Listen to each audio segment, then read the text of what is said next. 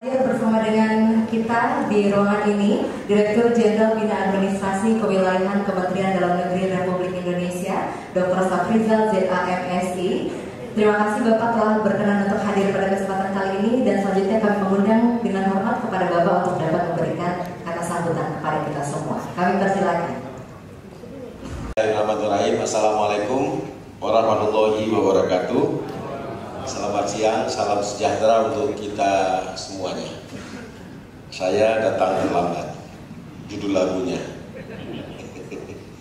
Tapi sebelumnya saya apologi dulu karena terlambat, sebabnya saya hadir di Governor and Major Forum di Hotel Fairmont. Nah, itu mengambil waktu dari sana kemari kira-kira dicampur tersesat ya 55 menit. Jadi yang penting bertemu Bapak Ibu sekalian yang saya hormati.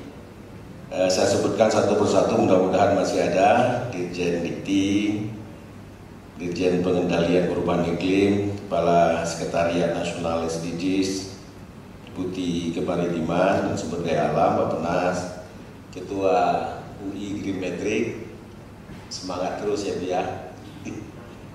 Kemudian Sekretaris Universitas Indonesia, Bupati Wali Kota yang hadir hari ini. Tapi saya bertemu banyak wali kota di sana tadi ya. Mudah-mudahan sebagian sudah kemarin. Sudah sebagian. Kemudian para pembicara dan Bapak Ibu sekalian yang saya hormati. Bahagia bisa bertemu Bapak Ibu sekalian, dan beberapa waktu terakhir ini bicaranya tentang city, tentang sustainable development, tentang green, tentang urbanisasi, tentang seputaran masalah kota dan pemerintahan local government kita.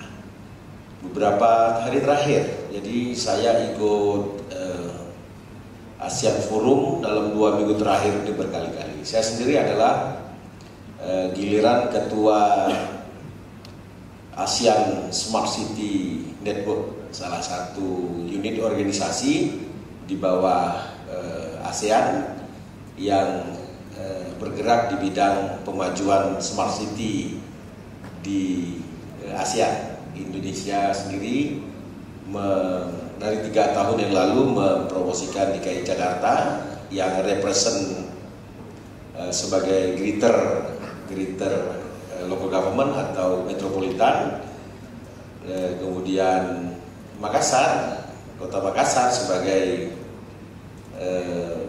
mewakili city di urban, serta Kabupaten Banyuwangi yang mewakili city di rural. Jadi ada 3. Sementara ada 29 negara ASEAN lainnya yang juga ikut di dalam organisasi kita untuk mutual learning, kemudian mutual sharing, dan collaboration. Suatu hari Bapak Ibu sekalian yang memiliki prospek ke depan, silahkan mengajukan diri untuk bergabung dalam komunitas ASEAN dalam pemajuan Smart City. Bapak Ibu sekalian yang kami hormati, tadi sudah dibacakan sampai ranking 11 ya. Memang ini diinterupsi sedikit supaya klimaksnya nggak habis gitu. Jadi kalau dibaca sampai 1 terus ruangan kosong, terus saya pidato sopo sing dengar. Teman saya juga nih Pak Tri Iman. Bapak Ibu sekalian yang saya hormati, banyak sekali soal PR kita di soal perkotaan ini. Yang hari ini harus kita hadapi, bukan saja dihadapi oleh kota, tapi kota dalam maksudnya urban, tapi juga yang harus dihadapi oleh rural, daerah-daerah yang rural. Sejak tahun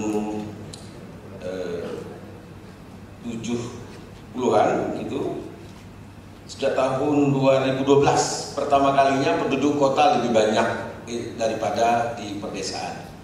Kalau kita dulu ingat pelajaran SMP, SMA ya, kita adalah negara agraris karena sebagian masyarakat kita bekerja di sektor agraris. Sejak tahun 2012 penduduknya lebih banyak di kota. Jadi apakah masih relevan? Nanti UI akan mengajarkan kepada kita relevansi jumlah penduduk lebih banyak di kota dibandingkan dengan, bahkan proyeksi di tahun 2035 bagi Indonesia, penduduk Indonesia itu sudah 66,6% itu sudah lebih banyak di kota. Ya, lebih banyak di kota. Dan pada ulang tahun ke-100 Republik Indonesia pada tahun 2045, 70% penduduk kita prediksi akan ada atau living in the city. 70%, Pak. Sekarang penduduk kita 270 juta. Kalau 2045 kita katakan itu 350 juta penduduknya, maka itu ya 250 juta sampai 270 juta akan ada di kota. Mari kita bayangkan bagaimana situasi kota kalau kita tidak membuat suatu program yang akan menyeimbangkan kehidupan di kota dan di daerah rural. Inilah kemarin yang juga kita sampaikan di kota-kota di dunia, bagaimana ASEAN ini bekerja dalam rangka menyeimbangkan kehidupan, balancing between rural and urbanisasi. Di Indonesia jelas, tadi juga saya katakan di Governor Forum, Mayor Forum, bahwa kalau orang di kota pasti mencari penghidupan yang lebih baik, mencari money, uang di kota. Di Indonesia merubah paradigma ini dengan mengirim uang ke desa. Oleh sebab itu hari ini 35 juta billion dollar dikirim ke desa, ya, untuk mengubah paradigma. Jadi kita biarkan uang berputar di desa, memunculkan opportunity baru, memunculkan ide-ide baru di perdesaan, menumbuhkan ekonomi kecil baru yang teruji dalam berbagai krisis. Ternyata ekonomi perdesaan itu lebih tangguh daripada ekonomi perkotaan. Dengan menumbuhkan ekonomi desa, kreativitas baru, dan sektor-sektor ekonomi mikro yang terus memperkuat suku buru ekonomi Indonesia. Dan ini mesti disadari.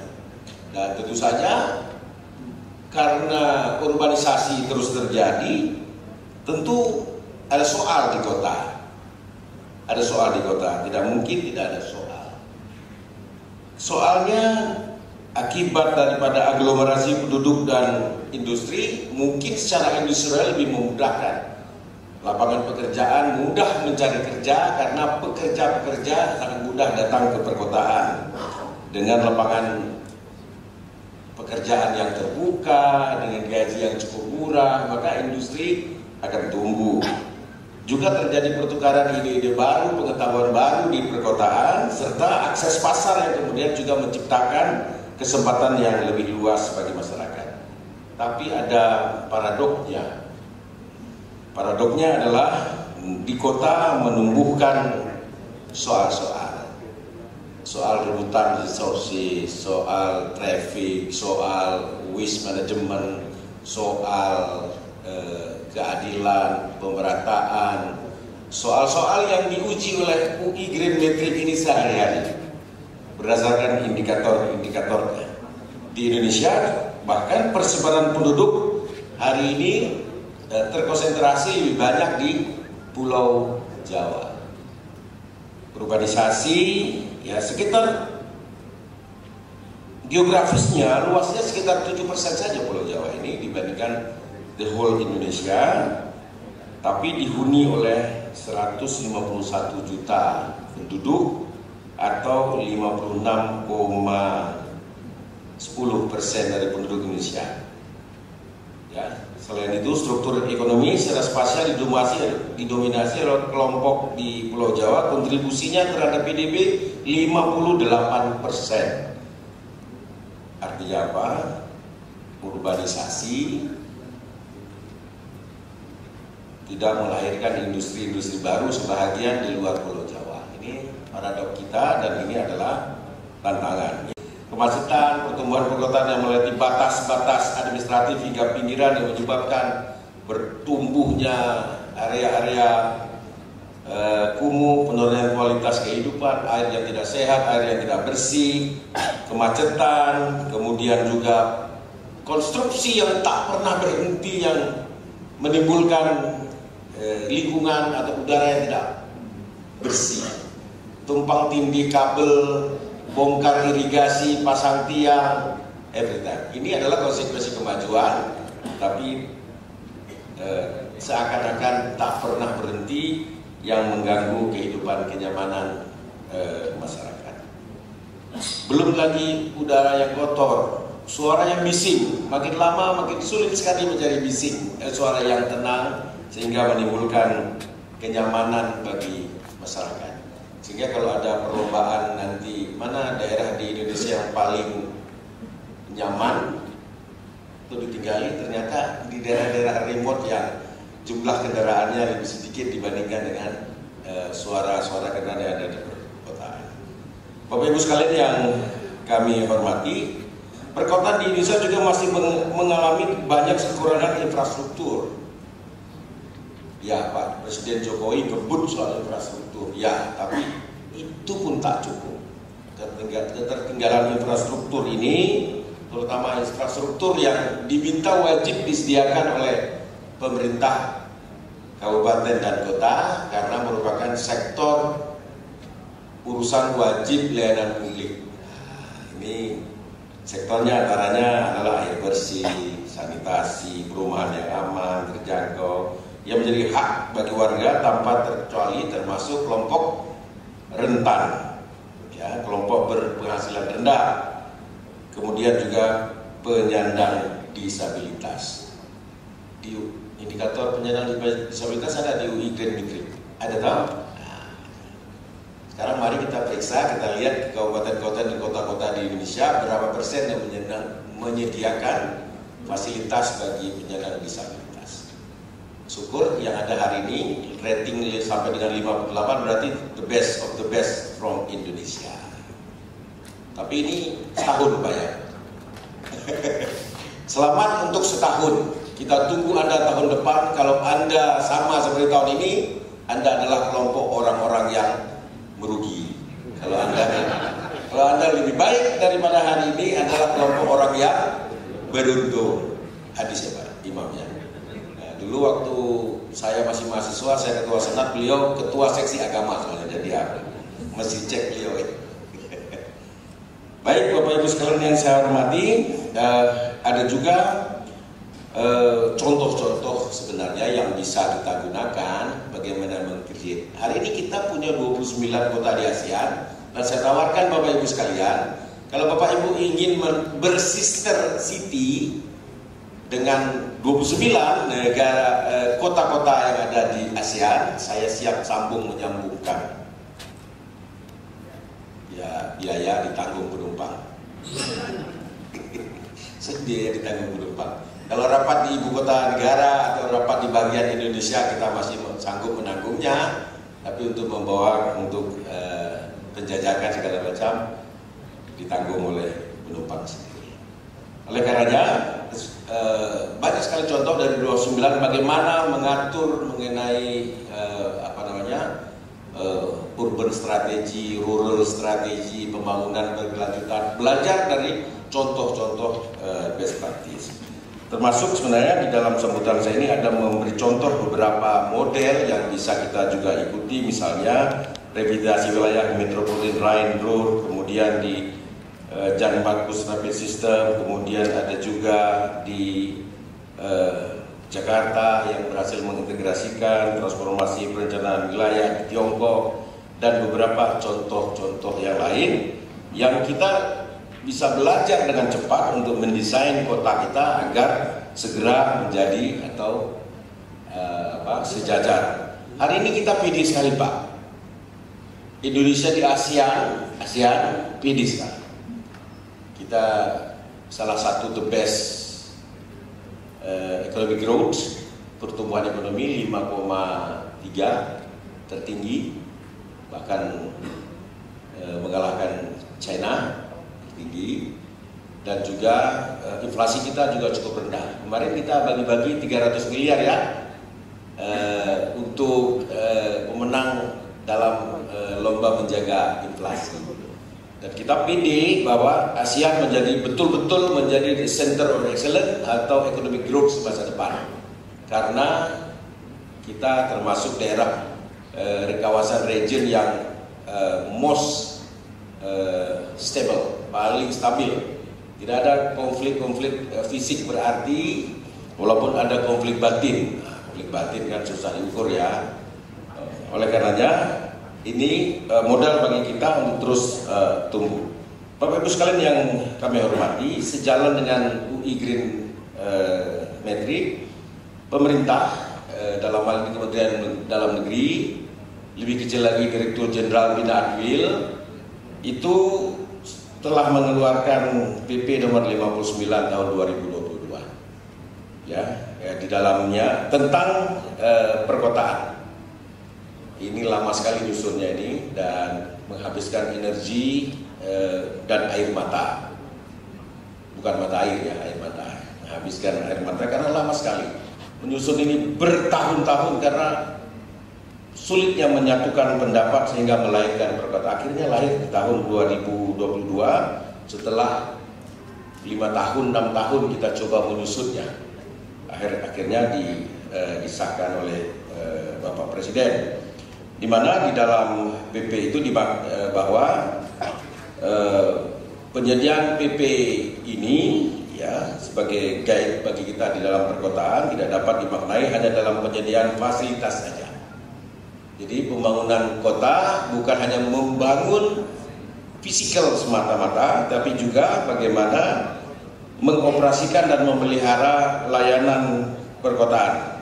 Termasuk di dalamnya pembinaan sumber daya manusia dan pemanfaatan teknologi ya, yang semakin berkembang. Selain itu juga dibuat standar layanan perkotaan ya, sehingga layanan perkotaan itu nanti harus berkelanjutan, berketahanan, cerdas, dapat diukur berdasarkan data yang ada dan mewujudkan layanan yang efektif dan efisien. Nah, tadi saya ngobrol sama Ibu. Ini yang ikut baru berapa Ibu? 70? 58. Nanti saya tanya kok cuma 58 ya? Apa internet nggak nyampe ke apa namanya 480-an daerah otonom lagi? Ya, nanti kita cek ya. Karena setahu kita 92% itu kita sudah tercover oleh internet. Jadi kalau ada misalnya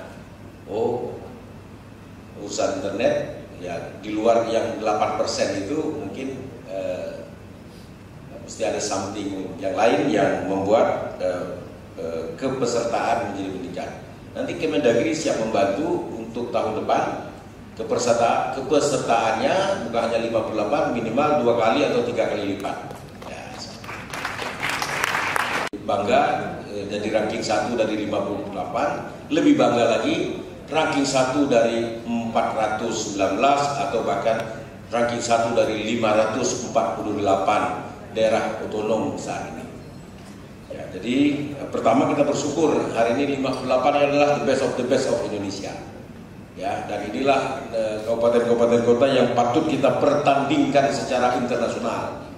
Ya, jadi bukan hanya jago kandang kan Ibu, kita harus bawa juara-juara ini untuk sosialisasikan ke dunia internasional. Bapak Ibu sekalian yang kami hormati, berkenaan dengan standar layanan perkotaan, ya, bahwa penyediaan fasilitas layanan perkotaan dilakukan sesuai pedoman dan standar. Hari ini terus kita matangkan, di mana standar layanan perkotaan bukan ukuran kuantitas semata-mata, tapi juga adalah kualitas layanan perkotaan yang harus dicapai oleh pemerintah pusat, pemerintah kota, dan kabupaten. Dan pengukurannya, ini pengukurannya, dan kami juga bersyukur bahwa indikator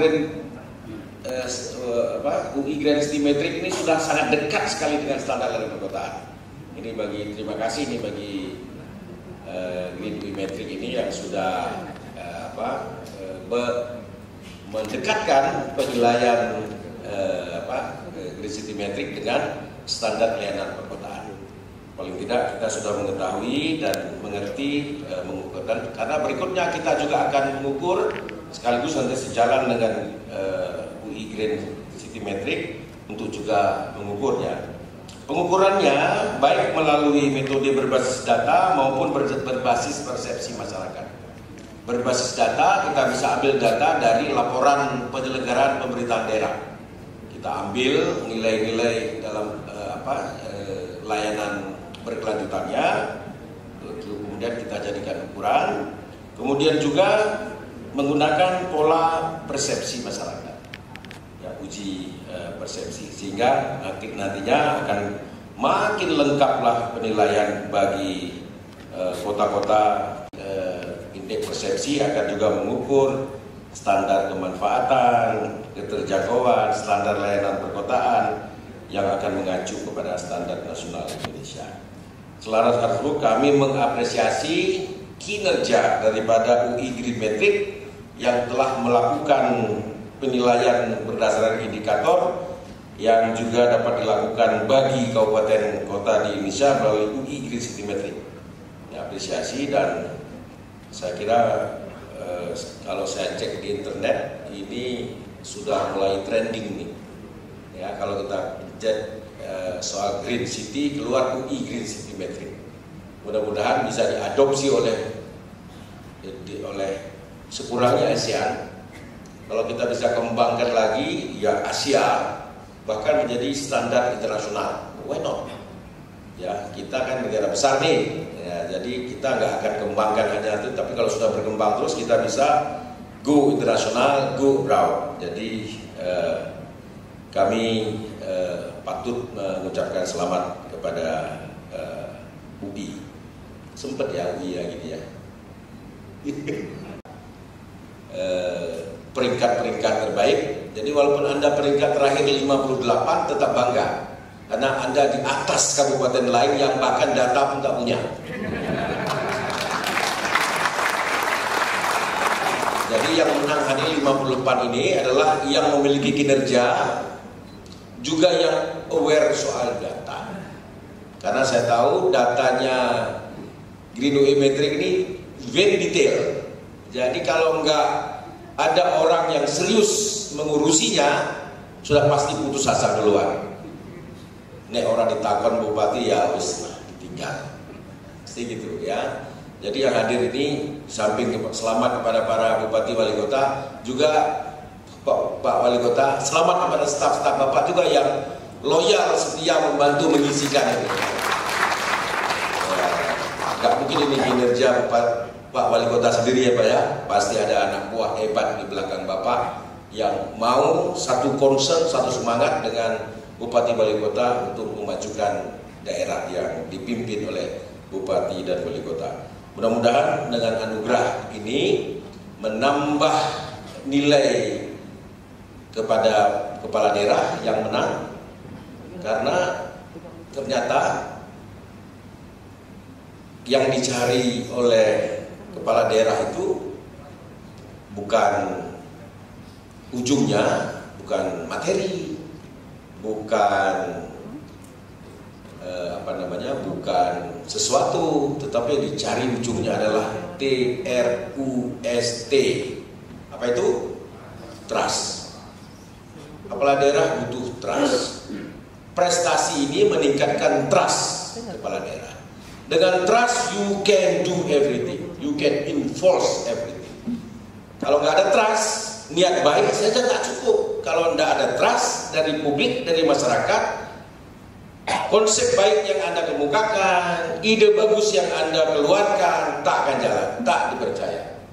Tapi kalau sudah trust, percaya, kalau sudah percaya, apapun yang Anda katakan itu adalah energi, apapun yang Anda keluarkan itu adalah vitamin.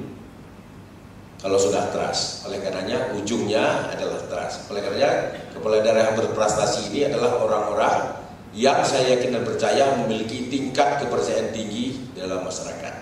Dan ini terbukti yang disebut tadi sampai dengan urutan 11 tadi adalah langganannya para juara.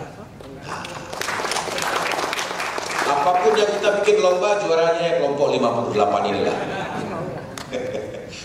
Padahal Kemendagri maunya jangan 58 yang juara, karena kita punya 548 daerah otonom yang juaranya minimal separuh, terus 50, 5 tahun kemudian nanti kita punya juara 300, 10-20 tahun kemudian yang punya juara 500.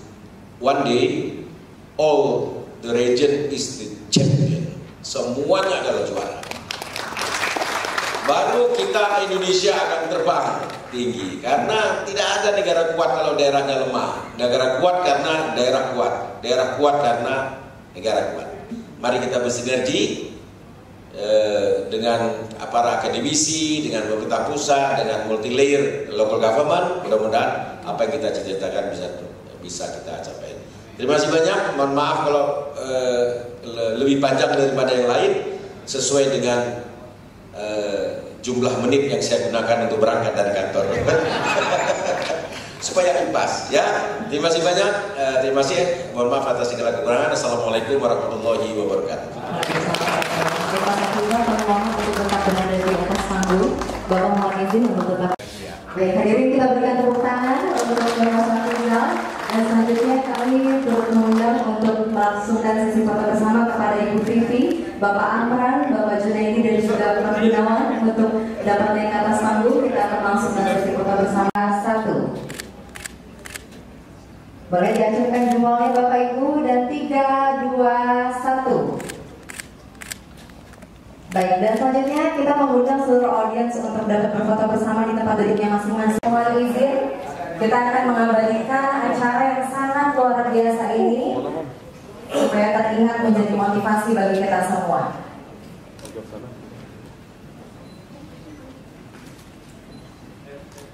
Oke, Bapak Ibu, silakan bersiap, berikan senyum terbaiknya, arahkan pandangan ke kamera, dan 3, 2, 1. Banyak kamera di sini Bapak Ibu, jadi silakan boleh ditengok ke sebelah kanan, ke sebelah kiri. Oke, baik, lagi 1, 2, 3. Berikan jempolnya Bapak Ibu, dan 3, 2, 1. Boleh kepangkat tangannya Bapak Ibu, dan say merdeka. 3, 2, 1. Merdeka. Oke, terima kasih banyak Bapak Ibu.